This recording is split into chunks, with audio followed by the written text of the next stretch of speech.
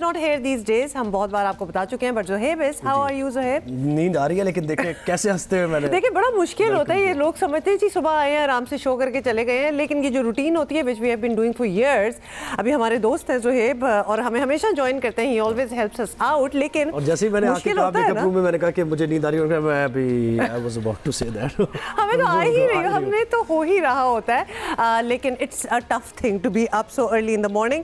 اچھا جی بہت سی باتیں کرنی ہے, لیکن سب سے پہلے ایک بات یہ بھی ہے, یہ جو پی ایس ایل میچز بھی اور زندگی میں بھی بڑی بات کام آتی ہے کہ کہتے ہیں کہ آپ ایک بار اگر ہارے ان losing is temporary, giving up is what makes it permanent. یہ ایک بڑی کوٹیبل کوٹ ہے. تو اس کو اگر ہم سوچیں اس بارے میں تو بڑی اہم بات ہے کہ آپ اگر ہار رہے ہیں تو ہار سے دل برداشتہ نہ ہو آپ, کیونکہ یہ ہار آپ کی پرمنٹ نہیں ہے. لیکن اگر آپ اس ہار کو اپنے نروز پہ سوار کر لیتے ہیں اور کوشش کرنا چھوڑ دیتے ہیں, کوشش کرنا چھوڑ دیتے ہیں, بہت بڑی بات آپ نے کی ہے ویسے, ہار دائمی ہو جاتی ہے. And I think there is a message in there. جیسے میں آپ سے دیکھیں کیسے لڑتا رہتا ہوں میں کہ نہیں کسی صورت میں نے ہتھیار نہیں ڈالے. ٹرو, لڑتے رہتے ہیں ویسے تو مجھ سے, بٹ اینی وے ہارنے والی بات ٹھیک ہے, ہارتا رہتا ہوں لیکن آگے جو ہے نا, بٹ جیت کل رات کو, کل شام کو جیت کس کی ہوئی ہے, اور وہی ہوئی ہے پشاور زلمی کی. اینڈ واٹ اے میچ, مطلب جب ملتان سلطان نے ایک score which was 190 some thing score بنا دیا تو وہ it was a good score, اور آئی ایم شیور اپنے دل میں وہ بھی اسی طرح ہی بیٹھ گئے ہوں گے کہ جی ہم نے اچھا سکور کر لیا ہے. میں ویسے جان بوجھ کے بھی ہارتا ہوں, یہ مجھے کہنا تھا, یہ مطلب زہیب کی تو ہر چیز ہی کوئی مختلف ہے, یہ بات نوٹ کر لیں. یا ہم میچز میں کوئی جان بوجھ کے کوئی اس کے, ہم we are talking about national level matches, کیا بات کر رہے ہیں آپ. سو اینی وے زلمی کی بڑی زبردست قسم کی جی وکٹری تھی, اور بڑے اینڈ میں بالکل ایک وہ جو ہمیں میچ میں میچ پڑ جانا والا سین جو ہمیں پسند ہے تو وہی ہو گیا تھا. حیدر علی نے آتے ہی ایسا کمال دکھایا کہ وہ جیسے انتظار کر رہے تھے کہ مجھے موقع ملے تو بس میں مزہ چکھاؤں. پھر موقع ہی موقع تھے, آپ کو تو پتہ ہی ہے. So we will try to show you some highlights, but I doubt کہ کسی نے مس کیا ہوگا. مطلب یہ P S L matches everybody is watching. اچھا یہ میچز دیکھ کے ویسے مزہ بڑا آ رہا ہے, اٹس سو فن. اور سب سے بیسٹ چیز یہ ہوتی ہے کیونکہ ساری ٹیمیں اپنی ہیں تو ڈیورنگ دا میچ بھی آپ ٹیم بدل سکتے ہیں, اور پرفارمرز بھی اپنے. یعنی پہلے یہ ہوا تھا, پہلے ایک دو سیزن میں ہم نے دیکھا کہ جو باہر کے پلیئرز تھے وہ پرفارم کر رہے تھے, پاکستانی پلیئرز اتنا زیادہ, لیکن اب ہم نے یہ دیکھا ہے کہ پاکستانی ینگسٹرز بھی اور جو ٹیم وہ پرفارم کر رہے ہیں تو ہم زیادہ اس میں مزہ آ رہا ہے.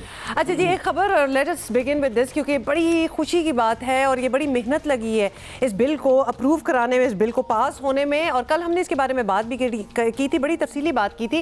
آپ کو بتائیں کہ پاکستان میں بچوں کے حقوق کے تحفظ کی جانب انتہائی اہم قدم اٹھایا گیا ہے. قومی اسمبلی نے بچوں پر تشدد کی روک تھام کا بل منظور کر لیا ہے, اور اس قانون کے تحت 18 سال سے کم عمر پر ہر فرد بچہ ہے, اور تعلیمی اداروں کے ساتھ ساتھ ہاسٹلز اور کام کی جگہوں میں بھی بچوں کو تھپڑ مارنا, چھڑی سے مارنا, جوتے, لکڑی, مجھے تو کہتے ہوئے بھی بڑا ہی عجیب لگ رہا ہے کہ ان چیزوں سے بچوں کو مارا جا رہا تھا, جو کہ اب ایک جرم جو ہے وہ قرار دیا گیا ہے. اب لکڑی, چمچے, مطلب جہاں آپ کو پتہ ہے نا کہ ڈھابوں پہ بچے کام کر رہے ہوتے ہیں, کیا کیا نہیں ہو رہا ہوتا, جو آپ کے ہاتھ میں چیز ہے آپ اسے مار دیتے ہیں. تو یہ بچے کو ڈنڈا مارنا, جیسے انہوں نے کہا جھنجھوڑنا تک, دانتوں سے کاٹنا, بالوں سے پکڑنا, کان کھینچنا بھی تشدد کہلائے گا, اور ایسا کرنے والے کے لیے سخت, یہ سن لیں ذرا کان کھول کے, ایسے جو لوگ ہیں, سخت سزا تجویز کی گئی ہے. بل کے مطابق بچوں پر تشدد کرنے والے کو ملازمت سے معطلی, برخاستگی, جبری ریٹائرمنٹ یا تنزلی کی سزا دی جا سکے گی. مستقبل میں ایسا فرد کسی ملازمت کا اہل بھی تصور نہیں ہوگا. اس بل کا اطلاق اسلام آباد کی حدود میں ہونا ہے, لیکن یہ دیگر علاقوں کے لیے بھی ایک بڑی مثال بن رہی ہے. اب صوبائی حکومتوں کو بھی چاہیے کہ وہ اس پر سنجیدگی دکھائیں اور آگے بڑھیں اس چیز کو لے کر. تفصیل سے ہم نے اس پہ بات کی تھی. ہم نے تو کل یہ بھی کہا تھا کہ جو لوگ یہ کرتے ہیں, ایک تو ان کو سکھانے کی کیا ضرورت ہے, کیسے آپ سمجھ سکتے ہیں کہ ایک چھوٹے بچے پہ آپ ظلم کر سکتے ہیں.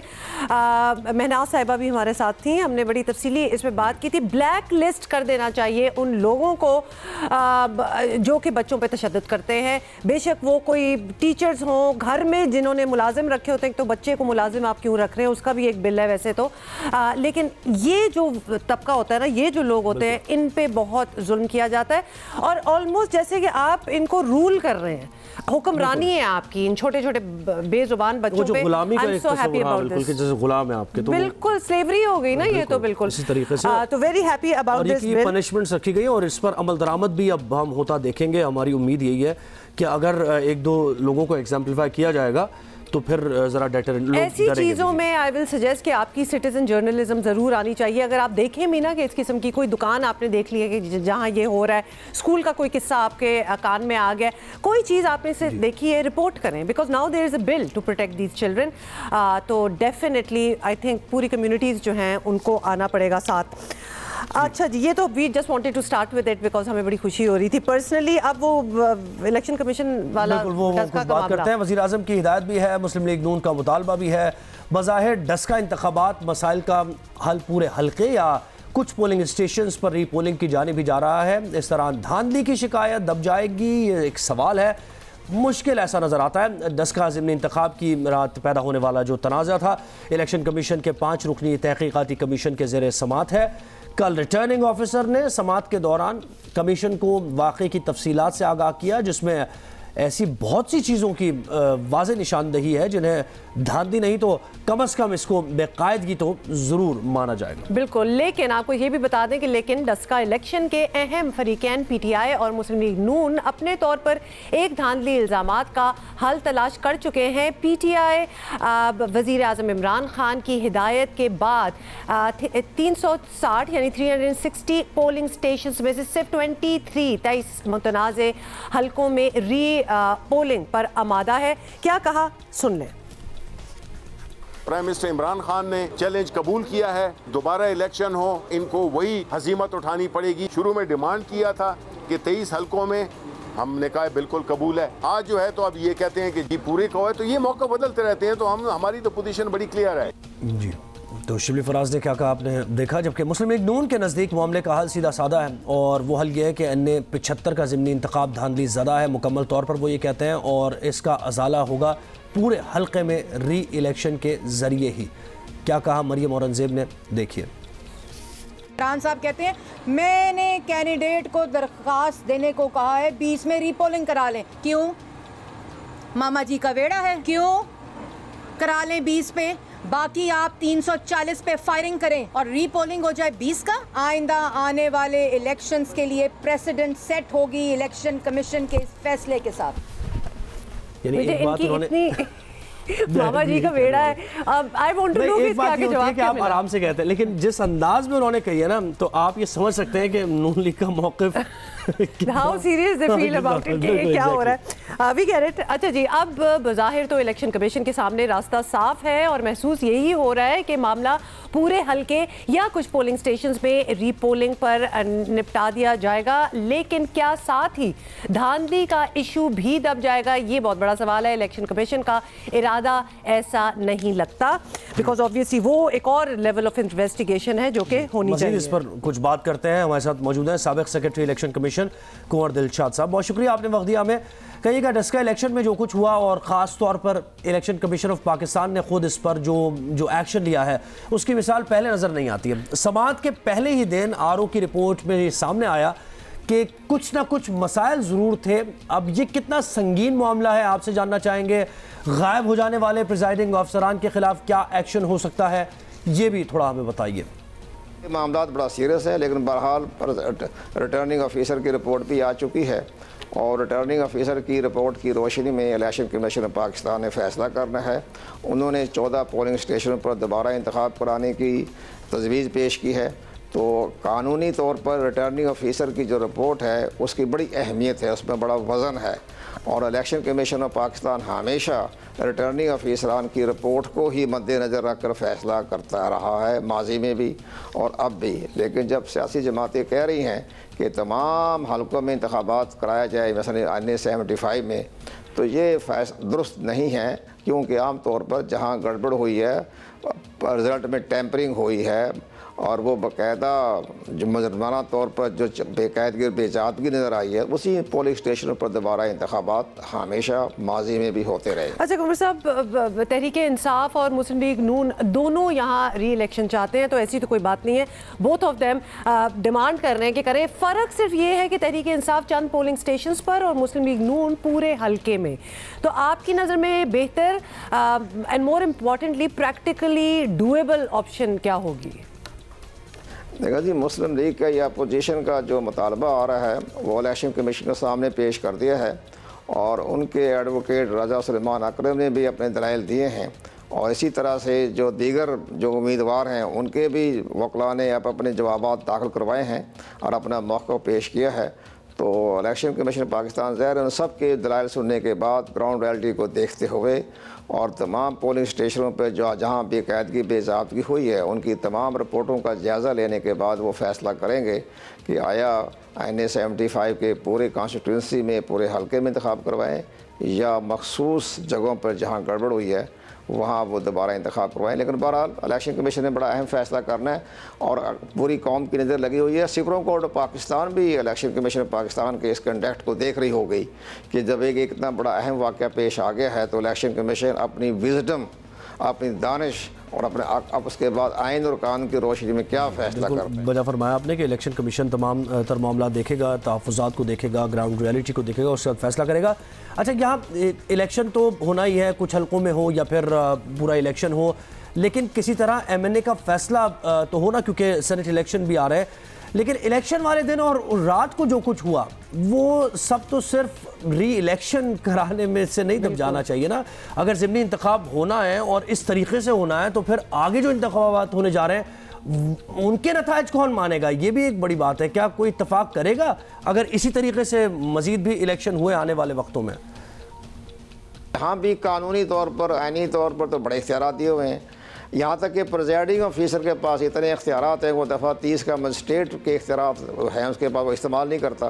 تو یہ تمام چیزیں ہیں۔ ہمارا اسٹاف جو ہے انتہائی بے بس، بے چار، لاچار، اور وہ سیاسی جماعتوں کے رحم و کرم پر ہوتا ہے۔ تو آئندہ بھی ایسے ہی ہونا ہے، آئندہ جو انتخابات ہوں گے وہ اسی طرح ہونے ہیں۔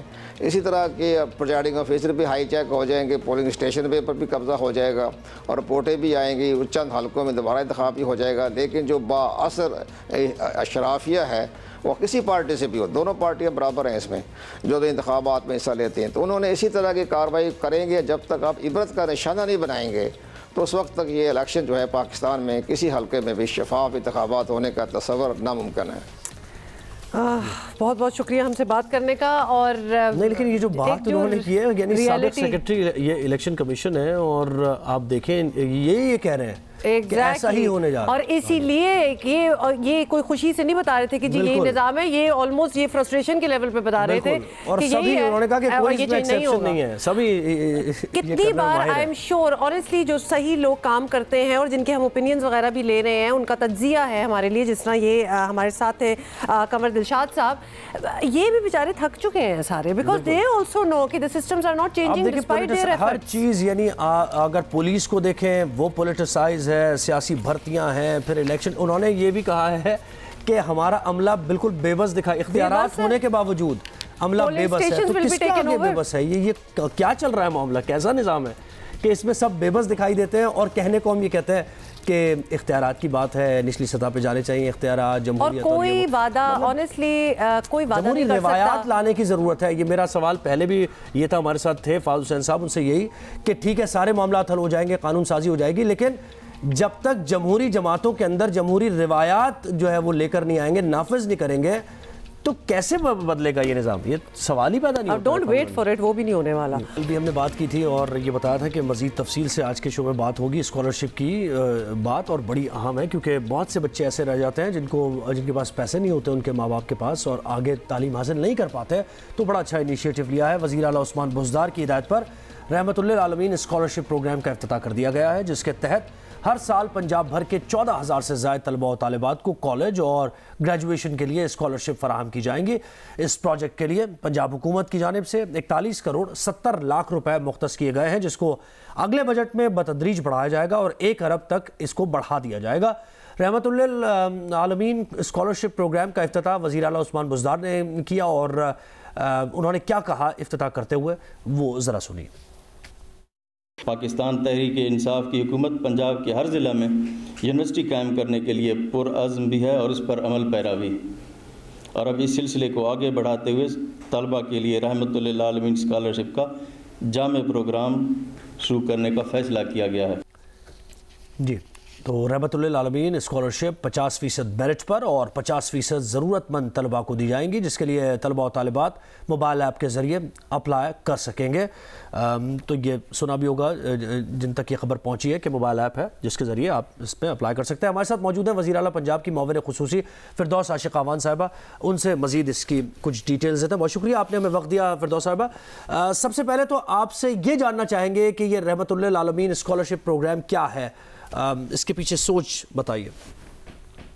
بسم اللہ الرحمن الرحیم۔ جیسا کہ آپ جانتے ہیں کہ پاکستان تحریک انصاف کی حکومت کی تعلیم اولین ترجیح ہے، اور وزیر اعظم پاکستان اس ملک کو ریاست مدینہ کے خد و حال کے مطابق ڈالنے کے لیے پرعزم ہے، اور وزیر اعلیٰ عثمان بزدار صاحب اس خواب کو حقیقت میں بدلنے کے لیے نبی اکرم حضرت محمد صلی اللہ علیہ وآلہ وسلم کی ذات اقدس سے رہنمائی لیتے ہوئے وہ پالیسیز مرتب کر رہے ہیں جو ان کی ذات اقدس اقوال زرعی اور ان کے رول ماڈل کے طور پہ ریفلیکٹ ہوں، ہمارے تمام جو حکومتی امور ہیں اس کی عکاس ہوں۔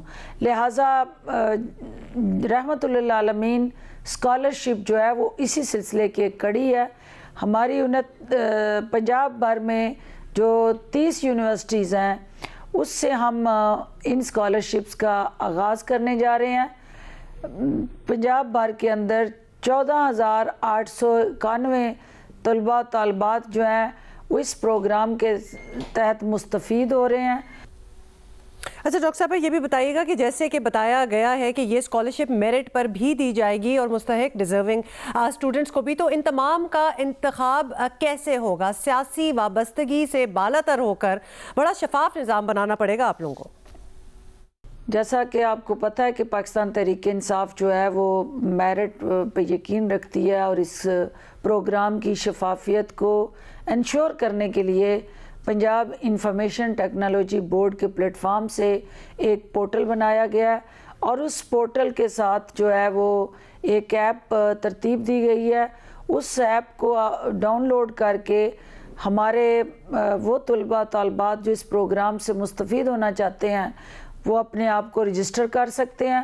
یہ آن لائن اپلیکیشنز ہوں گی، اور ان کے تمام جو کوالیفیکیشن اور ڈاکومنٹس ہیں وہ رسناد ہیں ان کی تصدیق بھی آن لائن کی جائے گی، اور یہ ایک ایسا صاف شفاف عمل ہے جو بینکس کے ذریعے اسکالرشپ دے کے انشور کیا جائے گا۔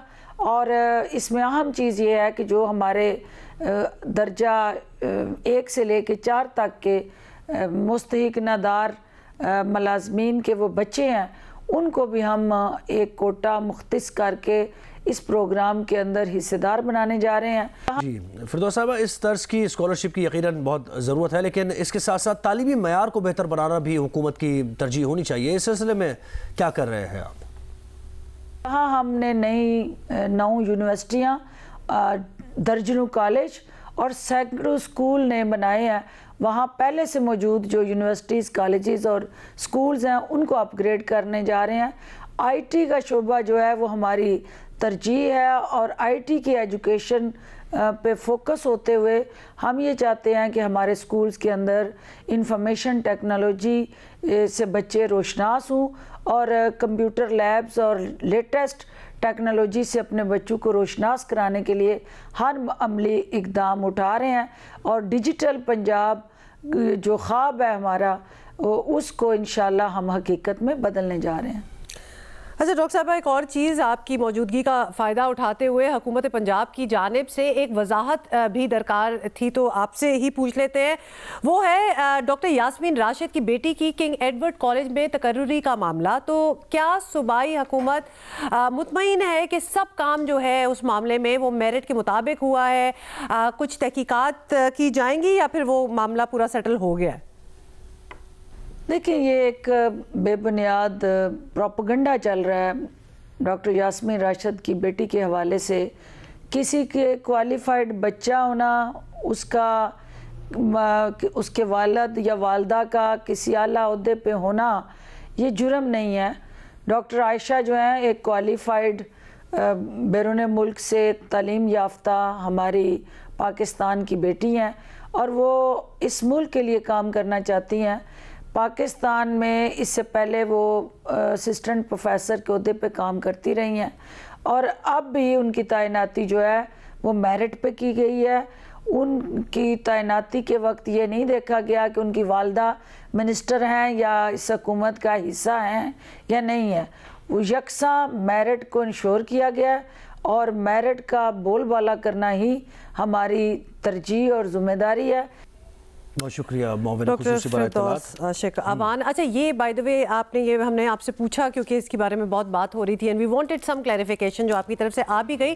آئی واز جسٹ تھنکنگ کہ بہت ہی مشکل ہے ویسے تو جن بچوں کے اس وقت پیرنٹس پولیٹیشینز ہیں یا پوزیشن آف پاور میں بیٹھے ہوئے ہیں اور وہ بچے بڑے کوالیفائڈ اور اچھے بچے بھی ہوں, لیکن یہ ہمیشہ ایک الزام میں آپ سے یہی پوچھنا چاہتا تھا کہ آپ اس پہ کیا سمجھتے ہیں, میرٹ پہ اگر ہے یا نہیں ہے, بس یہی معیار ہونا چاہیے نا.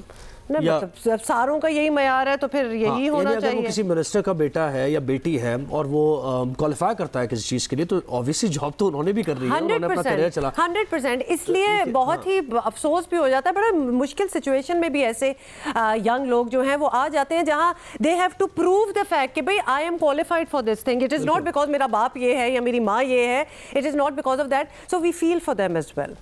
اس لیے ہم نے کہا کہ تھوڑی سی کلیریفیکیشن ذرا لے لیں اس حوالے سے. اور اس کی کلیریفیکیشن ذرا آپ دے دیں کہ مطلب نہ چائے آپ پوچھ رہی ہیں نہ آپ کوئی گرین ٹی, مطلب ہم میرے ڈرائنگ روم میں بیٹھے ہوئے ہیں کہ میں نے آپ کو چائے اور بسکٹ نہیں دیے. مطلب روز ہوتا ہے, لوگ بھی دیکھتے ہوں گے, ناظرین دیکھتے ہیں کہ میں چائے پی رہا ہوتا ہوں یا کافی. ویسے یہ میں یہاں ویٹ کریں, I have to protest here کہ ہماری کافی ہے کدھر آج, ہے کدھر. میں یہی سوال تھا میرا, بڑا بنیادی سوال ہے. اچھا کان میں آیا ہے کہ فریش بن رہی ہے, مطلب کدھر سے کون سے کافی پلانٹیشن سے ہماری کافی آ رہی ہے آج بتا دیں, کیونکہ ہمارے 40 منٹ تو گزر ہی چکے ہیں.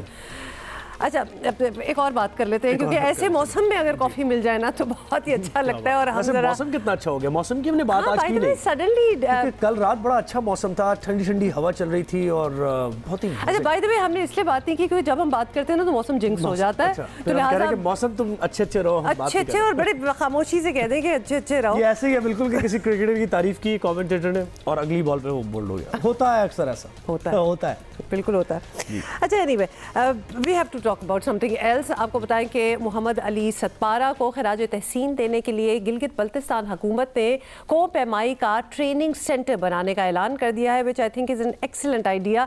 بہترین قدم ہے. اور محمد علی ستپارہ اور 2 غیر ملکی کو پیما کے K2 مشن کے دوران 5 فروری کو لاپتہ ہوئے اور پھر آپ کو پتہ ہی ہے کہ کیا ہوا. طویل سرچ آپریشن کے بعد 18 فروری کو سرکاری سطح پر ان کی موت کی تصدیق کر دی گئی. بالکل, گلگت بلتستان حکومت نے جہاں اس قومی ہیرو کے اہل خانہ کے لیے مالی امداد کا اعلان کیا, وہیں پاکستان میں کوہ پیمائی میں دلچسپی رکھنے والے افراد کے لیے بھی ایک بڑی خبر سامنے آئی ہے. ماؤنٹینئرنگ کی تربیت کے سینٹر کی صورت میں محمد علی ستپارہ کو یہ بہترین خراج عقیدت ہوگا. بے شک. اور محمد علی ستپارہ کی ویسے موت تو برحق ہے, اور کچھ ایسا ہوتا ہے کہ کسی کی موت کی کوئی وجوہات ہوتی ہیں, کسی کی موت کی, لیکن کچھ ایسی ہوتی ہیں موتیں کہ جس پہ ایک عجیب سی آپ کی ایسوسیشن ان لوگوں کے ساتھ ہو جاتی ہے. اور وہ جو ایک کہانی بنی ہے نا, ایک عجیب سی سٹوری جو سب کے دل کو چھو لیتی ہے کہ ایک ایسا شخص جس کو پہاڑوں سے محبت اور وہ پہاڑوں کے قریب, پھر وہ جو ویڈیوز بھی آ رہی ہیں ان کی کہ میں پہاڑوں میں مجھے بڑی فیری, یعنی ایک عجیب سی اس کے ساتھ ایک انسیت سی ایسوسیشن سی ہو گئی ہے. میں تو وہ گانا بڑا سن رہا ہوں آج کل, تم چلے آؤ پہاڑوں کی. بالکل بڑا ہی خوبصورت ویسے وہ علی ظفر کا گانا ہے, and it's a really nice tribute to علی ستپارہ صاحب as well. لیکن مطلب ان کی اچیومنٹ آپ دیکھیں نا کہ یہ اچیومنٹ کوئی کم ہے, مطلب یہ وہ اچیومنٹ ہے جو کہ علی ظفر سے پہلے جینون جو ورژن ہے جو یعنی باقاعدہ وہیں کے لوگوں نے گایا ہے, یعنی وہ اسی وہ آپ سنیں تو اور آف کورس وہ بھی ہے. اور پھر یہ ایک نیو, پھر ان کے بیٹے نے یہ کہا ہے کہ میں اپنے فادر کا مشن پورا کروں گا, اور جو وہ سوچتے تھے, جو ان کی سوچ تھی اس کے مطابق وہ, اب تو ایک بڑی, میں کہتا ہوں اس پہ موویز بننی چاہیے. میرا خیال ہے بن جائے گی. I think people must be working on. نہیں لیکن خاص طور پہ علی ستپارہ, خاس طور پہ علی ستپارہ صاحب کی ہم بات کر رہے ہیں, ورنہ ہمارے کان میں ہماری ٹیم یہ بتا رہی ہے کہ بہت ایسی ماؤنٹینئرنگ پہ تو بہت سی موویز بنی ہیں. Of course we watch them, اور انہی سے تو ہمیں خوف آ جاتا ہے کہ یہ لوگ کرتے کس طرح ہیں. اور ایک خبر میں زہیب کو کہوں گی ضرور پانی پی لیں کیونکہ ان کا بڑا فیوریٹ یہ پانی پی رہے ہیں, اور obviously ہم جب چائے نہیں پلائیں گے تو پانی پیئیں گے. کافی. اچھا جی, آپ کو بتائیں کہ خیبر پختونخوا کی 2 یونیورسٹیز نے طلبہ اور طالبات کے لیے ڈریس کوڈ جاری کر دیا ہے, اور عاقل بالغ افراد جو ہیں ان کی سمجھداری کو بھی اس طرح چیلنج کیا جائے گا تو ان میں اعتماد کہاں سے آئے گا, یہ بہت بڑا سوال ہے. لیکن چھوڑ دیں اس سوال کو, پہلے آپ کو بتاتے ہیں کہ ہوا کیا ہے. کہ تو جامعات میں جہاں معیار تعلیم, شدت پسندی کے رجحانات, جنسی ہراسگی کی روک تھام پر زیادہ توجہ کی ضرورت ہے, وہاں یونیورسٹیز کی انتظامیہ غیر ضروری پابندیوں پر زیادہ توجہ دیتی نظر آ رہی ہے. That is what our opinion is. Khyber Pakhtunkhwa میں ایک بار پھر طالبات کا لباس موضوع بن گیا ہے جی. ساری جو پرابلمز ہیں نا وہ ادھر سے ہی آتی ہیں, ایسا لگتا ہے جس طرح نوٹیفیکیشنز جاری ہوتی ہیں نا تو یہ لگنا سٹارٹ ہو جاتا ہے. تو لہٰذا جہاں گورنر شاہ فرمان کی ہدایت پر عمل کرتے ہوئے خیبر پختونخوا کی 2 یونیورسٹیز نے نئے ڈریس کوڈ پالیسی نافذ کر دیا. اب وہ ایگزیکٹلی کیا ہے جو ہے بتائیں جی. اس پالیسی کے تحت ہزارہ یونیورسٹی اور باچا خان یونیورسٹی میں لڑکیوں پر نہ صرف ٹی شرٹ, چست جینز, بھاری میک اپ اور زیورات پہننے کی پابندی ہوگی. زیورات جی, تو جھومر دیکھ لیا تھا کسی کوئی پہن کے گیا, مطلب وہ تو جو بھی اب پوچھیں گے نا ہم آگے چل کے یہ اس بارے میں کہ کیا کچھ کیا دیکھا کیا نہیں, بلکہ وہ فینسی بیگ آگے بھی ہے نا بات ابھی, بلکہ فینسی بیگز یا پرس بھی ساتھ نہیں لا سکیں گی, جبکہ لڑکوں کے لیے بھی ہے. لڑکوں پر یونیورسٹی میں سکنی جینز, کلائی کی چینز وغیرہ, یہ جیسے یہ اس طرح کے پتہ نہیں اب یہ الاؤڈ ہے یا نہیں, وجہ سے تو لمبے بال رکھنے پر پابندی عائد کر دی گئی ہے. اس سے پہلے اسی حکومت کے دور میں اسکولز کی طالبات کے لیے عبایا لازمی کرنے کا ایشو بھی سامنے آیا تھا, اور ہر بار یقین دہانی کرائی گئی کہ حکومت ایسی مورل پولیسنگ نہیں کرے گی, لیکن پھر وہی سب باتیں سامنے آ جاتی ہیں. تو آگے بڑھتے ہیں, پوچھتے ہیں کہ کیا وجوہات کیا ہے یہ نافذ کرنے کی. آخر جب یہ اقدام لیا گیا تو اس کی کوئی وجوہات بھی ہوں گی. ہمارے ساتھ موجود ہے وزیر اعلیٰ خیبر پختونخوا کے مشیر برائے انفارمیشن ٹیکنالوجی ضیاء اللہ بنگش. بہت شکریہ آپ نے وقت دیا. اس بارے میں تھوڑا بتائیے گا, یونیورسٹی لیول کا طالب علم اس کو یقیناً میچور ہوتا ہے, وہ میچور انسان ہوتا ہے, اسے سمجھ بھی ہوتی ہے کہ کیا کرنا ہے, کیا پہننا ہے, کیسا برتاؤ رکھنا ہے, اس لیے وہ آگے آتا بھی ہے. پاکستان میں ہر جگہ ہم نے دیکھا ہے, پھر انہیں پابندی کر دی جائے, ان پہ لگا دی جائے کہ یونیفارم یہ پہننی ہے, آپ کو ایسے رہنا ہے, یہ نہ پہنے, وہ ٹھیک ہے, یہ ٹھیک ہے. یہ سب کیا ہے, تھوڑی سی وضاحت کیجئے, کیوں آپ نے یہ فیصلہ کیا؟ ماشاءاللہ ہمارے اسٹوڈنٹ بڑے میچور ہیں اور ان کو ہر چیزوں کا پتہ ہے, لیکن کچھ معاشرے میں کچھ ایسے لوگ بھی ہیں کہ جن کی وجہ سے ہمارے اسٹوڈنٹ کو بھی ایشوز آ رہے ہوتے ہیں, ہمارے جو اساتذہ ہیں ان کو بھی ایشوز آ رہے ہوتے ہیں. تو یہ جو ایک حکومت کا ایک ڈیسیجن ہے کہ ہمارے جو طالب علم ہیں, جو طلباء ہیں, ان کے لیے ایک ایسا ڈریس کوڈ دیا گیا ہے تاکہ ان کو پہچان ہو کہ اگر یونیورسٹی میں اگر ہمارے اسٹوڈنٹ آ رہے ہیں تو ہمیں یہ پتہ چلے کہ یہ ہمارے ٹیچرز ہیں اور یہ ہمارے اسٹوڈنٹ ہیں, تاکہ ان کو ان کی پہچان ہو. اکثر اب یہ صورتحال یونیورسٹیز میں ہو گئی ہے کہ اس میں ہر طرح کے لوگ وہاں پہ ہو رہے ہوتے ہیں, اور جس یونیورسٹیز کا ماحول خراب ہو گیا ہے. تو یہ ہماری حکومت کا یہ فیصلہ کہ ہم انشاءاللہ اس تمام جو یونیورسٹی لیول پہ جس طریقے سے ہم نے ابھی فیصلہ کیا ہوا ہے, تو یقیناً یہ معاشرے کے لیے بھی اور یہ ہمارے طلباء جتنی بھی طلباء ہیں ان سب کے لیے انشاءاللہ یہ ایک اچھا ڈیسیجن ہوگا. اچھا چلیں ٹھیک ہے, یہ تو آپ کی ایکسپلینیشن تھی. بنگے صاحب یہ بتائیں کہ پاکستان میں کہیں بھی کوئی بھی یونیورسٹی ہو, وہاں آنے والے یہ جانتے ہیں کہ کلچر کیا ہے. اوبویسلی پاکستان سے ہی تو روز صبح اٹھ کے اپنے گھر سے آ رہے ہیں نا, کسی اور ملک سے تو نہیں آ رہے, تو زیادہ تر اسی علاقے کے لوگ ہوتے ہیں. تو حکومت کے پاس یہ ذمہ داری کب سے آ گئی کہ وہ معاشرتی اقتدار اور مناسب طرز عمل کی تشریح بھی کریں اور اس کا نفاذ بھی کریں. تو یہ کافی ٹال آرڈر ہے اور بہت بھاری رسپانسبلٹی آپ لوگوں نے اپنے اوپر لے لی ہے. تو آپ سمجھتے ہیں کہ یہ کرنا ٹھیک ہے اور اس کے وہ نتائج نکلیں گے جو کہ آپ نے سوچ کے رکھے ہوئے ہیں؟ جس معاشرے میں تربیت نہ ہو, تربیت کا عنصر کم ہو, وہاں پہ اگر آپ بہت زیادہ بھی اپنے طلباء کو تعلیمی یافتہ بنا دیں تو تربیت اگر ساتھ نہ ہو, تو اگر اس پہ یہ ان کو آپ تربیت نہ دیں کہ اس کے معاشرے کے اقتدار کے بارے میں سمجھائیں کہ ہمارا معاشرہ کس جانب ہے, ہماری مذہبی کیا اقتدار ہیں, مذہب ہمیں کیا کہتا ہے, تو ہم نے ساری چیزوں کو ساتھ لے کر چلنا ہوتا ہے. ہم نے اپنے بچوں کو مذہب کے بارے میں یہ سمجھانا ہوتا ہے, ہم نے اپنے بچوں کو یہ بھی بتانا ہوتا ہے کہ بڑوں کی کیسی عزت کی جاتی ہے, ہم نے اپنے بچوں کو یہ بھی سکھانا ہوتا ہے کہ آپ جس ایریا میں رہ رہے ہیں تو وہاں پہ آپ نے اپنے اگر وہ میل ہے تو فیمیل کی کیسی قدر کرنی ہے, اگر وہ فیمیل ہے تو میل کی کس طریقے سے آپ نے اس کی عزت کرنی ہے. تو یہ ساری چیزیں آپ کی جڑی ہوئی ہیں اور معاشرے میں کلچر کے لحاظ سے, مذہبی لحاظ سے یہ ساری چیزیں جڑی ہوئی ہیں. تو یہ حکومت کی بھی ایک ذمہ داری ہوتی ہے کہ وہ اپنے ارد گرد اپنے ماحول میں اور اپنے جتنے بھی طلباء ہیں ان کے لیے یونیورسٹیز لیول پہ, کالجز لیول پہ ان کی تربیت کا بھرپور خیال رکھے. یہ حکومت کی ذمہ داری. اچھا یہ کہیے گا کہ ہماری جامعات کے بڑے مسائل میں تعلیم کا معیار ہے, شدت پسندانہ ماحول بھی ایک بڑا مسئلہ ہے, پھر ہراسانی کی شکایات ہیں. کیا یہ وہ معاملات نہیں ہیں جن پر حکومت کا فوکس پہلے ہونا چاہیے؟ ان چیزوں کو کنٹرول کرنے کے لیے حکومت کیا کر رہی ہے؟ آپ نے دیکھا ہوگا کہ یونیورسٹیز میں بہت سارے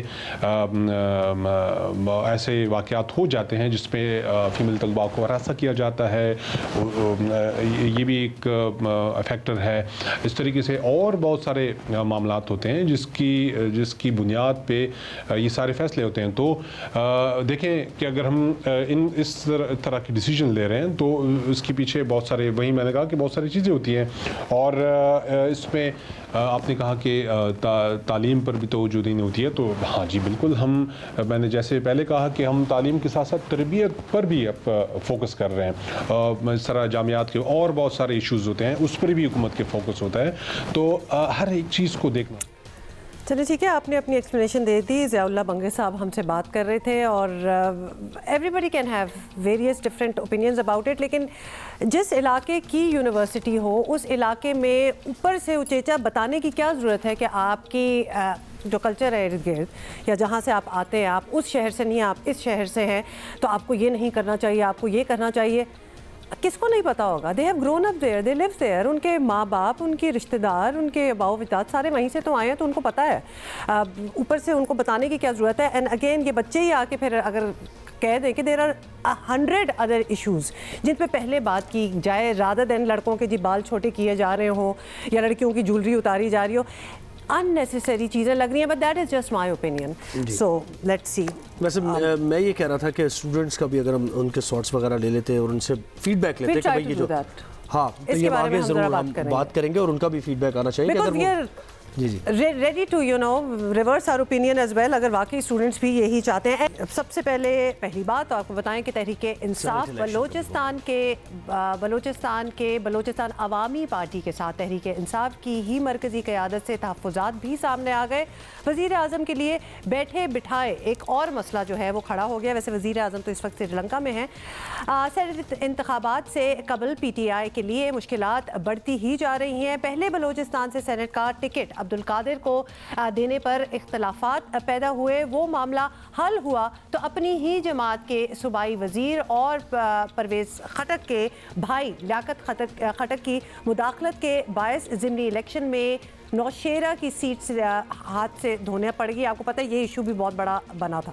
بالکل, ایشو اتنا بڑھا کہ وزیر اعظم کو پشاور جا کر معاملہ سنبھالنا پڑا. اور اب ایک اور اہم خبر یہ ہے کہ پی ٹی آئی بلوچستان کے پارلیمانی لیڈر اور وزیر اعظم کے معاون خصوصی سردار یار محمد رند نے اپنی ہی جماعت اور اتحادی بلوچستان عوامی پارٹی پر شدید تنقید انہوں نے کی ہے. یار محمد رند کا یہ کہنا ہے کہ کابینہ کا رکن ہونے کے باوجود وزیر اعظم عمران خان ملاقات کے لیے انہیں 5 منٹ نہیں دیتے ہیں.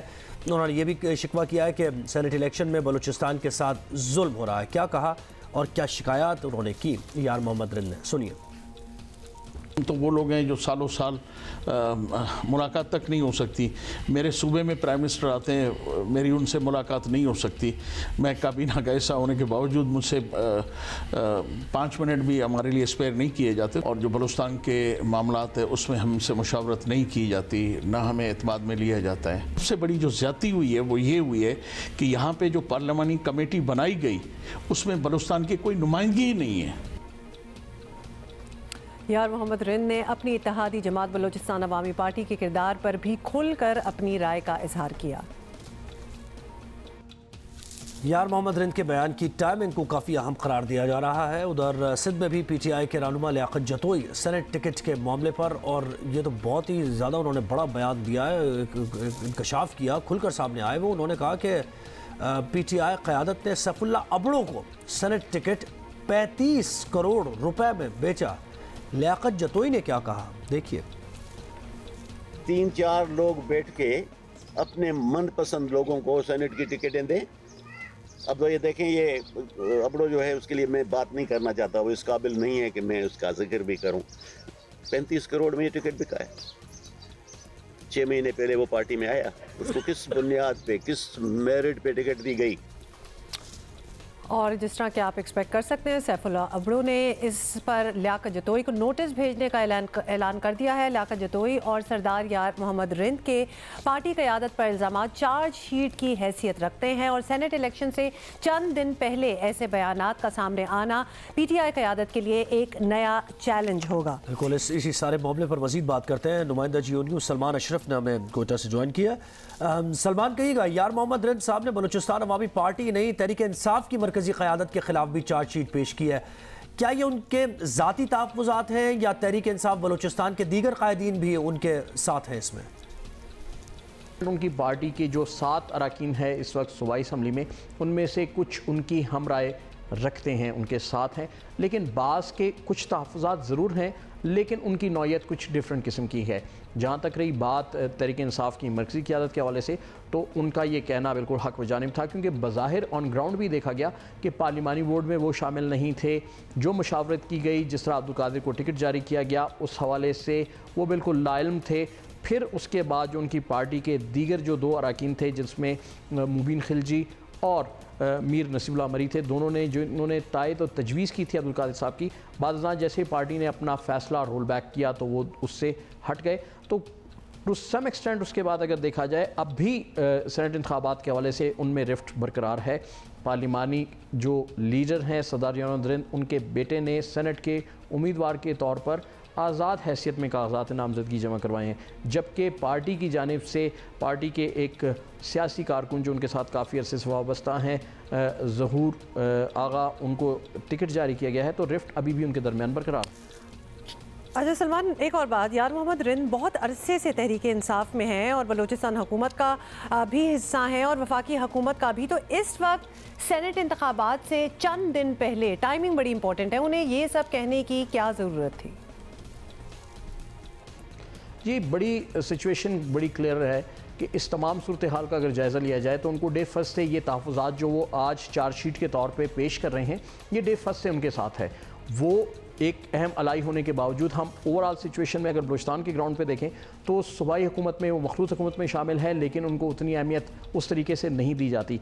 इसके अलावा जब मरकज़ी कायदीन भी जब कोयटा पहुँचते हैं तो वहाँ पर भी उनकी नुमाइंदगी काफ़ी कम देखी गई है कि उनको उतनी इंपॉर्टेंस नहीं दी जा रही। तो एक ऐसा मौका था जब हर कॉर्नर से उनकी बात सुनी जा रही थी। उन्होंने दबे लफ्ज़ों में मुतादिद बार इसका इजहार भी किया था, लेकिन अब एक ऐसा टाइम था सेनेट इंतखाबात के मौके पर जब मुख्तलिफ कॉर्नर से आवाज़ें उठना शुरू हो गई थी और उन आवाज़ में शिद्दत आ रही थी। तो ऐसे में सरदार यार मोहम्मद रिंद ने भी अपना तहफ़्फ़ुज़ात जो उनके थे उनका भरपूर इजहार किया है मरकज़ी क़यादत के सामने। थ्रू मीडिया उन्होंने अपने तहफ़्फ़ुज़ात रखे। अच्छा सलमान, ये कहिएगा कि अब्दुल कादिर साहब के मामले के बाद अब एक चीज़ तो वाज़ेह हो गई है कि बलूचिस्तान में तहरीक इंसाफ के सब लोग एक पेज पर नहीं हैं। सेनेट इंतखाबात बिल्कुल करीबी है, क्या तहरीक इंसाफ को इसका नुकसान हो सकता है? और लग तो ये रहा है कि नुकसान हो रहा है, कोशिशें की जा रही है कि ऐसा ना हो, ये रिफ्ट ना आए। सबसे अहम पॉइंट इसमें देखने वाला है कि ये बात कोई सेनेट इंतखाबात की नहीं है। डे फर्स्ट से जब से गवर्नमेंट फॉल हुई है, तहरीक इंसाफ में दीगर जमातों में भी इस हवाले से इख्तलाफात हैं, लेकिन तहरीक इंसाफ के जितने इख्तलाफात हैं वो बज़ाहिर नज़र आ रहे हैं कि उनकी पार्लिमानी बोर्ड का जब भी इजलास हुआ है उसमें वो अदद नहीं रहा कि 7 के 7 अरकान एक टाइम पर इकट्ठे बैठे हों। कई दफ़ा 2, कई दफ़ा 3, कई दफ़ा 1 जो है वो रुकन इनसे नाराज़ रहा। पार्लिमानी सरबराह से कोई मरकज़ की पॉलिसियों से नाला था तो उसने बरमला उसका इजहार इस तरह किया कि एजिटेशन के तौर पर वो अपने उस इजलास में शामिल नहीं हुआ और अपनी राय नहीं दी। इसका नुकसान न सिर्फ ये कि ओवरऑल सिचुएशन में पाकिस्तान तहरीक इंसाफ को होगा, बल्कि बलूचिस्तान में जो उनकी मखलूत हुकूमत है उसके नताइज पर भी ये सारी सूरत हाल जो है उसके नताइज भी जो ना असरअंदाज होंगे इस तमाम सूरत हाल से। जी, ये तमाम तर सूरत हाल पाकिस्तान तहरीक इंसाफ की बलूचिस्तान में, और सिंध का भी हमने आपको उसकी थोड़ी सी इंकलिंग दी है, उस मामले की भी बात करेंगे कि ये 35 करोड़ का उन्होंने कहा है कि सीट बेची है। اور جبکہ اس موقع پر جب ہارس ٹریڈنگ کی بڑی باتیں ہو رہی ہیں, خرید و فروخت کی باتیں ہو رہی ہیں, ویڈیو واپس آئی ہے اور یہ پروف کرنے کے لیے کہ خرید و فروخت کو روکنا ہے اوپن بیلٹ ہو, اور ایسے موقع پر یہ بیان آنا تو اس کا بھی نوٹس لینا چاہیے, اور اگر انہوں نے کچھ کہا ہے تو اس کی ایبسلیوٹلی, اور of course we'll keep you updated on that as well. اچھا جی, ایک اور ہماری one of our top stories which actually makes you wonder, لیکن آپ کو پہلے بتا دیتے ہیں کہ 2020 کرونا کے علاوہ کئی اور حوالوں سے بھی تشویشناک ثابت ہوا ہے. ڈیجیٹل رائٹس فاؤنڈیشن نے اپنی سائبر کرائم ہیلپ لائن پر موصول ہونے والی شکایات کی سالانہ رپورٹ جو ہے, اینول رپورٹ, وہ جاری کی ہے, جس کے مطابق, and these are some daunting figures, اگر آپ جو ہے آپ بھی سننا, ان کے مطابق گزشتہ سال 2020 میں آن لائن ہراسمنٹ اور تشدد کی 3298 شکایات جو ہیں وہ درج کی گئی ہیں, جو کہ ہم آپ کو بتا دیں, اگر کمپیریزن آپ کو چاہیے کہ 2019 کے مقابلے میں 70% زیادہ تھی, 70% اوپر گئی ہیں آن لائن ہراسمنٹ کی رپورٹس. اور رپورٹ کے مطابق سب سے زیادہ شکایات لاک ڈاؤن کے دوران موصول ہوئی ہیں, جن کا بڑا نشانہ خواتین ہی رہی ہیں, کیونکہ لاک ڈاؤن میں اور تو کچھ کرنے کو تھا نہیں, تو وائی ناٹ ڈو دیٹ. آئی مین اگر آپ یو کنیکٹ دا ڈاٹس نا, تو ایوری تھنگ بالکل. لاک ڈاؤن میں کافی زیادہ ہی اس طرح کے واقعات, کیونکہ فرسٹریشن بھی لوگوں کی بڑھ گئی, انہوں نے مطلب گھروں میں ڈومیسٹک وائلنس کے واقعات بڑے بہت سی چیزیں. تو بیشتر شکایات ہراسمنٹ, بلیک میلنگ اور ہیکنگ سے متعلق تھی. رپورٹس کے مطابق جن شہروں میں ادارے کے دفاتر موجود ہیں وہاں شکایات بھی زیادہ موصول ہوئیں, جس کی ممکنہ وجہ وہاں کے لوگوں کا اس ادارے کی موجودگی سے باخبر ہونا, یعنی آن لائن شکایات درج کروانے کے طریقہ کار سے متعلق لوگوں میں شعور اور آگہی بڑھے تو واقعات زیادہ رپورٹ ہوں گے.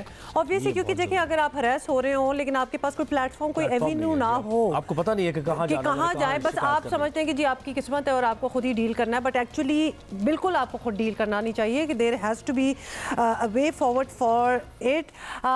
اسی پر بات کریں گے جی. اس پر بات کرنے کے لیے ہمارے ساتھ موجود ہیں program manager cyber harassment help line جنت فضل. جنت, ہم تھوڑے سے خوفزدہ ہو گئے ہیں یہ فگرز بھی دیکھ کے, اور خاص طور پہ اگر ہم اس سے ایک سال پہلے سے کمپیریزن کریں, فگرز ہیو گون اپ 70%. یہ کس طرح آپ لوگوں نے فگر آؤٹ کیا, کیا نوعیت ہے ان ہراسمنٹ کیسز کی, ایکشن کیا لینا ہے؟ سب سے پہلے تو ہم نے یہ دیکھا کہ لاک ڈاؤن میں, کیونکہ گورنمنٹ نے مینڈیٹ کیا تھا کہ لاک ڈاؤنز ہیں اور موبلٹی کے ایشوز تھے خواتین کو, بچیوں کو, تو وہ جان نہیں سکتی تھیں, اور اس وجہ سے شاید جیسے آپ نے بات کی, ابھی تک کوئی ریزن نہیں پتہ ہے کہ کیوں اتنے زیادہ نمبرز انکریز کیے, لیکن ڈومیسٹک وائلنس انکریز کیا تھا, اس کی بھی رپورٹس ہیں. سائبر ہراسمنٹ بہت انکریز کر گیا تھا, اور وہ اتنا زیادہ ہو گیا کہ around in 6 months we received around more than 1500 complaints. تو وہ صرف ڈیورنگ لاک ڈاؤن کے ہی پیریڈ میں ہے, جو کہ 4 to 5 months کا پیریڈ ہے.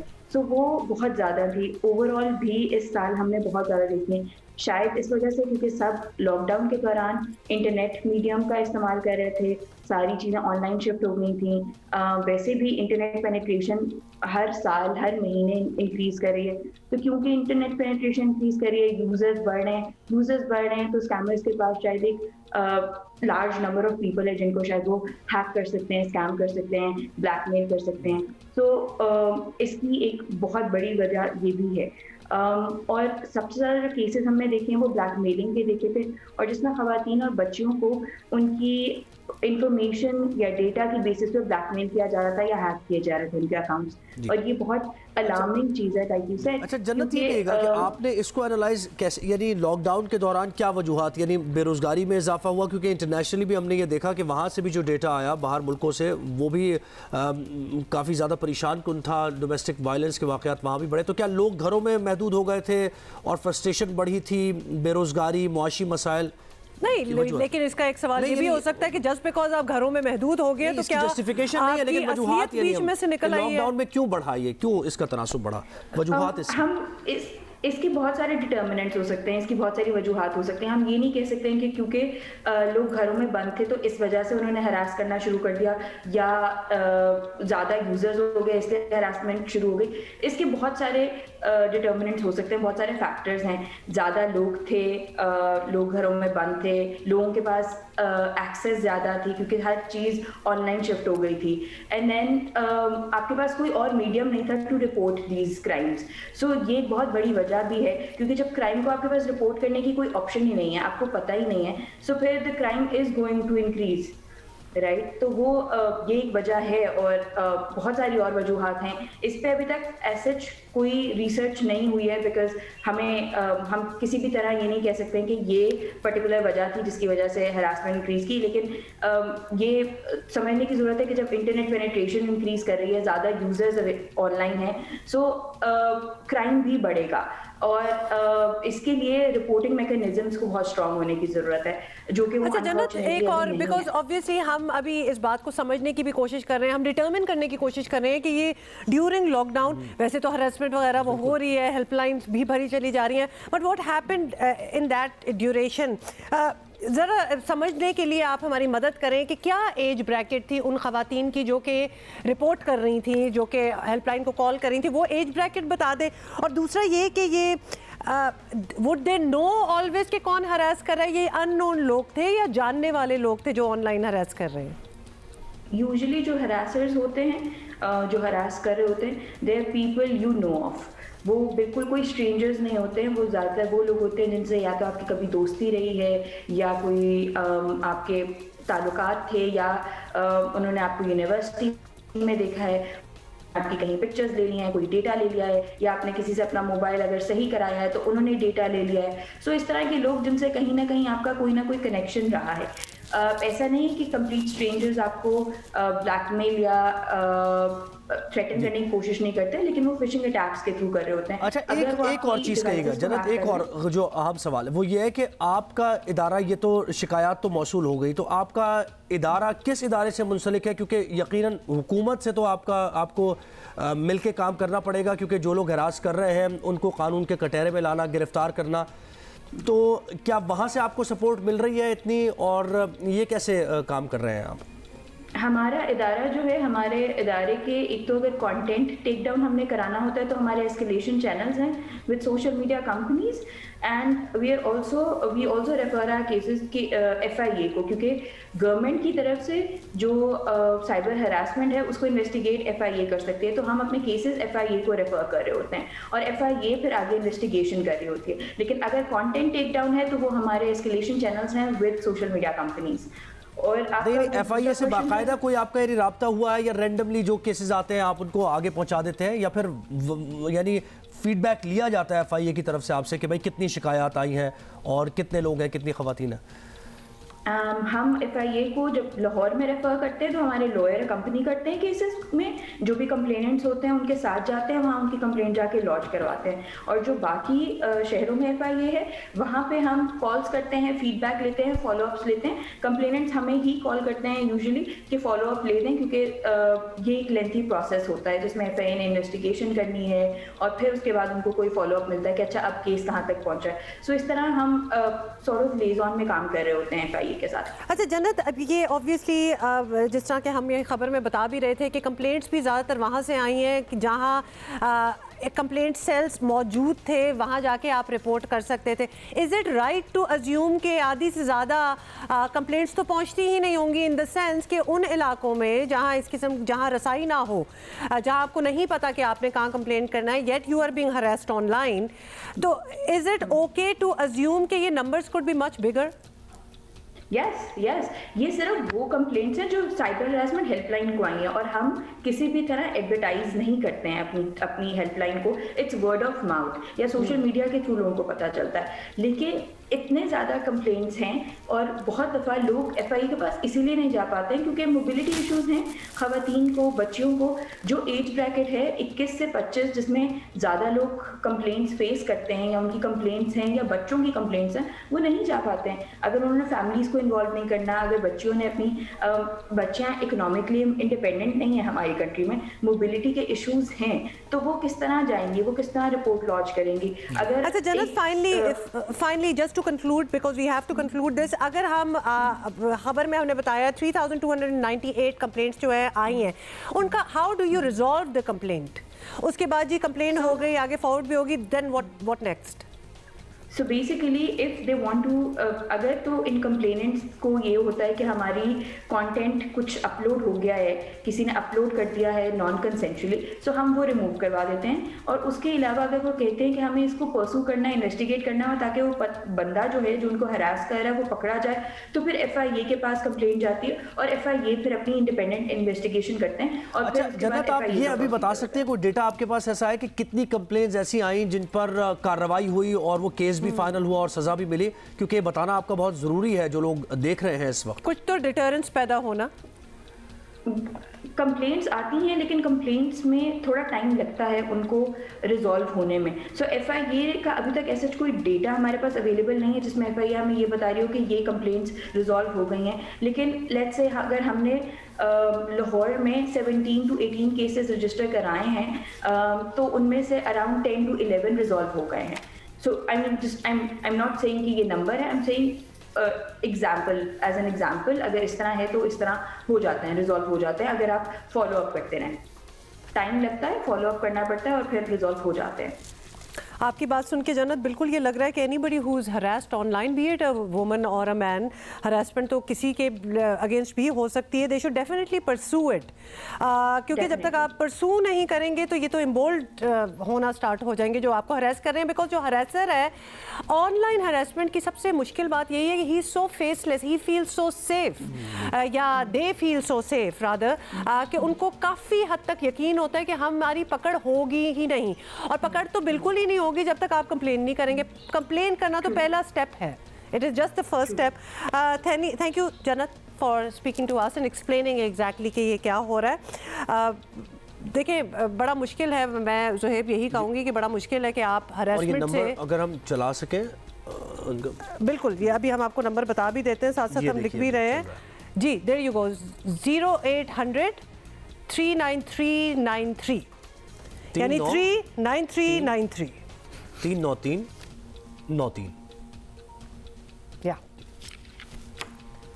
تو جانے نہ دیں اس چیز کو. ڈیفینیٹلی یو شوڈ کمپلین کریں, اور آپ یہ اپنے ہی لیے نہیں کر رہے ہیں, آپ آنے والے وقت کے لیے یا کسی اور کے ساتھ اگر کچھ ایسا ہونے جا رہا ہے تو اس کو روک رہے ہیں آپ. دیکھیں اگر ہمارے بچے ہیں, ہمارے چھوٹے بھائی بہن ہیں, you don't want them to go through the same thing. آپ چاہتے ہیں کہ آپ صفائی کرتے جائیں جہاں سے جا رہے ہیں, تاکہ باقی جو آنے والے ہیں ان کو راستہ جو ہے وہ اچھا ملے.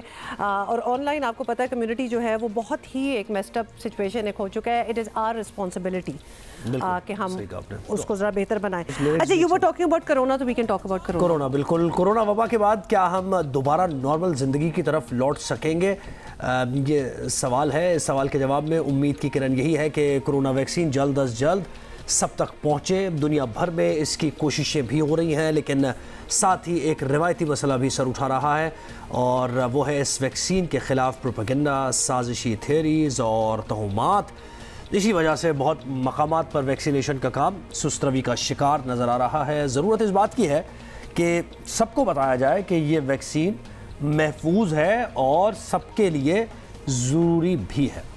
اور آج ہمیں مدد کر رہے ہیں یہی بات اور یہی انفارمیشن بتانے میں ہمارے ساتھ موجود ہے اس وقت ڈائریکٹر میڈیکل شفا ہسپتال ڈاکٹر میاں امجد سہیل صاحب, جو خود ایک ویکسین کے ٹرائلز کو سپروائز بھی کر رہے ہیں, تو he would know better than anybody else کہ کیا ہو رہا ہے. ڈاکٹر صاحب سب سے پہلے دنیا بھر میں جب سے کرونا ویکسین آئی ہے مختلف کانسپیریسی تھیریز جو ہے وہ بننا سٹارٹ ہو گئی ہیں.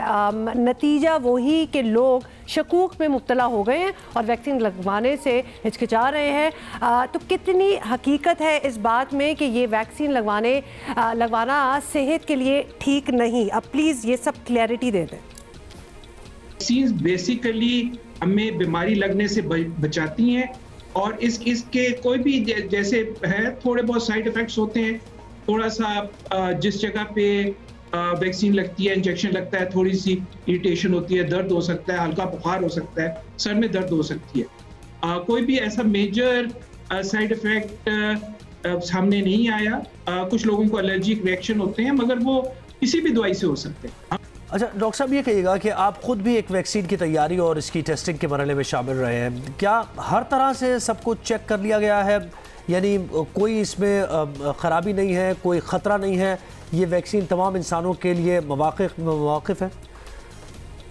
ہم نے یہ جب 5,500 والنٹیئرز میں لگا کہ انسائنو ویکسین ہے، یہ اسی طرح کی ویکسین ہے جو پاکستان میں جیسے ایسٹرازینیکا کی اب آئے گی، یہ ایڈینو وائرس ہوتا ہے، اٹینویٹڈ ہوتا ہے، مطلب انیکٹڈ وائرس ہوتا ہے جو کامن زکام کرتا ہے، اور اس کے ساتھ یہ کچھ جینز لگا دیے جاتے ہیں اس وائرس کے جو ڈیزیز کاز کرتا ہے، اس صورت میں کورونا وائرس ہے، اور اس میں ہم نے یہ دیکھا ہے کہ اس کے سائیڈ ایفیکٹس بہت ہی کم تھے، اور اس میں 5,500 میں ایک بھی مریض ہاسپٹل میں ایڈمٹ نہیں ہوا، تو اس کا یہ مطلب ہوا کہ کافی یہ سیف ویکسین ہے اور اس کو لگانے میں بالکل کوئی حرج نہیں۔ ڈاکٹر صاحب اب آبویسلی آپ نے تو بڑی اچھی طرح ایکسپلین کر لیا، لیکن ضرورت اس بات کی ہے کہ لوگ ویکسین لگوائیں، اور سازشیں جو کر رہے ہیں لوگ، کانسپریسیز کر رہے ہیں، ان پہ دھیان بالکل نہ دیں، تو آپ ہی رہنمائی کر دیں عام لوگوں کی کہ ویکسین کس قدر ضروری ہے، اور یہ نہ لگوائی تو کیا خطرات ہو سکتے ہیں؟ پوری دنیا میں لوگ ویکسین لگوا رہے ہیں، جن ملکوں میں ابھی ویکسین کی ایک خاص مقدار لگ چکی ہے وہاں انفیکشن آلریڈی کم ہونا شروع ہو گیا ہے، تمام شہری جو اس کے لیے ایلیجبل ہوں گے، اور جس طرح ویکسین زیادہ مقدار میں ملک میں آ جائے گی تو نہیں لگوائیں گے، تو پھر ظاہر وائرس کی ٹرانسمیشن جاری رہے گی۔ بہت بہت شکریہ ڈاکٹر میاں امجد۔ اچھا یہ عجیب و غریب بات ہے نا کہ پہلے تو لوگ ایس او پیز پہ ہی نہیں مانے، پہلے تو مان ہی نہیں رہے تھے کہ کرونا نہیں ہے، تو کرونا نہیں ہے، اس کے بعد ایس او پیز پہ بھی نہیں ماننا، اب اس کی کرونا سے بچاؤ کی ویکسین آ گیا تو اس پہ نہیں ماننا، اس پہ تھیریز بنا، what is wrong with you? پوری دنیا گول گھوم رہی ہے، پاگل ہوئی ہے اس کرونا کی وجہ سے کہ کیسے اس سے نکلا جائے، کیسے بچا جائے، لیکن آپ اس کام میں لگے ہوئے سازش and use your head man، مطلب people, millions of people have already died، آپ کے اپنے ملک میں لوگ افیکٹ ہو رہے ہیں، there is nobody who doesn't know anybody جو کرونا سے نہ مرا کر کے بھی، یعنی اب آپ دیکھیں کل بھی ہم نے یہ بات کی، ہم نے بتایا لوگوں کو، اور ہم اسی لیے کر رہے ہیں بات کہ بہت ضروری ہے یہ بات کرنا، لیکن سمجھنے والے نہیں سمجھ رہے ہیں، کچھ ایسے لوگ ہیں۔ پتہ ہے میرا تو اب یہ ہو گیا کہ if you don't believe کہ کرونا کوئی ہے چیز، اور اگر آپ تھیریز وغیرہ میں گھسے ہوئے ہیں then I don't want to be your friend, I don't want to talk to those dumb minds جو ابھی تک refusing to believe ہیں جی کہ کوئی ایسی چیز ہے۔ آج بھی 50 اموات ہوئی ہیں کرونا وائرس کی وجہ سے، 50 is a big number۔ آپ کو بتائیں کہ پاکستان میں ہر سال 9,000 سے زائد بچے کٹے ہونٹ اور تالو سے متاثر پیدا ہوتے ہیں، جس کو کلیفٹ لپ بھی کہا جاتا ہے، اور اس مسئلے کا ٹریٹمنٹ بالکل موجود ہے، لیکن ضرورت ہے کہ یہ سب کی رسائی میں ہو۔ المصطفیٰ ویلفیئر سوسائٹی پاکستان اور جرمن NGO کے اشتراک سے قائم ادارہ کلیفٹ پاکستان ایسے بچوں کے لیے مفت آپریشن فراہم کر رہا ہے۔ کلیفٹ پاکستان کے سربراہ ڈاؤ یونیورسٹی کے پروفیسر ڈاکٹر محمد اشرف گناتارا، صحیح میں نے نام لیا؟ گناترا ہیں، جو اس شعبے سے پچھلے 30 سال سے وابستہ ہے، جو اس پورے پروجیکٹ کو دیکھ رہے ہیں۔ بالکل، کلیفٹ پاکستان کے مطابق اب تک کٹے ہونٹ اور تالو سے متاثرہ تقریباً 60,000 بچوں کے مفت آپریشن کیے جا چکے ہیں۔ اس پر مزید کچھ بات کریں گے، ہمارے ساتھ موجود ہیں پلاسٹک سرجن پروفیسر ڈاکٹر اشرف گناترا۔ بہت شکریہ آپ نے پروفیسر صاحب وقت دیا ہمیں۔ کہیے گا کلیفٹ لپ جسے کہا جاتا ہے، کٹے ہونٹوں کی یہ جو بچے پیدا ہوتے ہیں اس کے ساتھ، پاکستان میں ایک عام سی یہ بات ہے، ایسا کیوں ہوتا ہے اور کتنی تعداد میں اس کے مریض یہاں موجود ہیں، یہ بتائیے۔ اس کی جو سائنٹیفک وجوہات پتہ چلی ہیں، اس میں جو فولک ایسڈ کی کمی ہے، فولک ایسڈ جو عام سنترے میں پایا جاتا ہے، موسمی میں پایا جاتا ہے، جو نارمل غذا میں بھی ہوتا ہے، اس کی کمی کی وجہ سے ہو سکتا ہے۔ تو فولک ایسڈ پہلے 3 ماہ میں اگر ماں میں کمی ہوگی تو کٹا ہوا ہونٹ، کٹا ہوا تالو ہو سکتا ہے۔ اس کے علاوہ جو دوسری وجہ ہے وہ تابکاری شعاع ہیں، تابکاری شعاعوں کا اگر شکار ہوگی ماں تو کٹا ہوا ہونٹ، کٹا ہوا تالو ہو سکتا ہے۔ اس کے علاوہ ماں کی عمر اگر بڑی ہوگی، ماں نے پہلے 3 ماہ میں ایسی کوئی دوائیاں کھا لی ہیں، اگر ماں الکوہل جس کو ہم شراب کہتے ہیں وہ پیا ہے یا سگریٹ پیتی ہیں، تو اس تمام پری ڈسپوزنگ فیکٹرز ہیں جو کٹے ہوئے ہونٹ، کٹے ہوئے تالو کی طرف لے جا سکتے ہیں۔ اس کے علاوہ جو ایک بڑا فیکٹر جو پاکستان میں ہے وہ ہے خاندان میں شادیاں، آپس کی خاندان کی شادیاں، 10 میں سے 3 بچوں کو کٹے ہوئے ہونٹ اور کٹے ہوئے تالو کی طرف لے جا سکتے ہیں۔ ابھی تعداد پاکستان میں کتنی ہے اس کا متعدد اندازے مطابق تقریباً 15 سے 20 لاکھ ڈیفینیٹلی مریض ایسے ہوں گے جو اپنی سرجری کا انتظار کر رہے ہیں۔ بہت سی اس قسم کی چیزوں کی ڈاکٹر صاحب کڑی جو ہوتی ہے وہ کزن میرجز پہ ضرور دی جاتی ہے. ہم نے اتنے ٹاپکس پہ بات کی, اتنی ایلمنٹس پہ بات کی ہے جس میں یہ ریزن ایک بہت نکلتا ہے. ڈاکٹر صاحب عام طور پر تو یہی سمجھا جاتا ہے کہ کلیفٹ لپ آپریشن کی مدد سے ہی ٹھیک ہوتا ہے, تو یہ آپریشن کتنا مشکل ہوتا ہے, کتنا خرچ آتا ہے عام طور پر, یہ کچھ ڈیٹیلز دیجیے. کٹے ہوئے ہونٹ, کٹے ہوئے تالو کا جو کام ہے وہ ملٹی ڈسپلنری ہے. علاج جو ہے ان کا ڈیفینیٹلی سرجری ہے, لیکن سرجری کے ساتھ ساتھ ان سب چیزوں کو بھی دیکھنا چاہیے اور ان سب چیزوں کو ساتھ لے کے چلنا چاہیے. کٹے ہوئے ہونٹ, کٹے ہوئے تالو کی جو سرجری وہ مشکل ڈیفینیٹلی ان لوگوں کے ہاتھوں میں نہیں ہے جو اس چیز میں ایکسپرٹ ہیں. تو تمام ناظرین سے گزارش ہے کہ وہ جب دیکھیں تو کسی ایکسپرٹ کے پاس, پلاسٹک سرجن جو ایکسپرٹ ہو ان کے پاس جائیں اور سرجری کرائیں, تو ڈیفینیٹلی کوئی بھی نقص انشاءاللہ باقی نہیں رہے گا. اور یہ مہنگا ہوتا ہے, یہ سستا ہوتا ہے, تو کئی جگہوں پہ یہ بالکل چیریٹیبلی فری بھی ہو رہے ہیں, اور کئی جگہوں پہ جو پرائیویٹ ہاسپٹلز ہیں وہاں بہت مہنگا بھی ہوتا ہے, 5-6 لاکھ بھی لیے چاہتے ہیں اس میں. جی پروفیسر ڈاکٹر اشرف گراترا ہمارے ساتھ ہیں. We need to move on کیونکہ ایک اور ڈاکٹر جو ہیں وہ ہمارا انتظار کریں, خاص طور پہ ہم کلیفٹ لپ آپریشن کی ہم بات کر رہے ہیں. ناٹ اے ڈاکٹر بٹ اس ادارے سے منسلک ہیں جو یہ کام کرا رہے ہیں. ہمارے ساتھ موجود ہیں سیکریٹری المصطفیٰ ویلفیئر سوسائٹی فرحان اشرفی. فرحان صاحب, المصطفیٰ ویلفیئر سوسائٹی یوں تو بہت سے فلاحی کام کر رہا ہے, کلیفٹ پاکستان کے ساتھ پارٹنرشپ کا خیال کیسے آیا؟ المصطفیٰ ویلفیئر سوسائٹی ٹرسٹ کا قیام 1983 میں عمل آیا. مختلف شعبہ جات میں کام کرتے کرتے 2004 میں Pakistan association of plastic surgeon کے جو پائنیئر ہیں اور ادھر کے پریزیڈنٹ بھی رہ چکے ہیں ڈاکٹر اشرف گناترا صاحب, ان کے ساتھ مل کے 2004 میں یہ کام المصطفیٰ کے پلیٹ فارم سے شروع کیا گیا.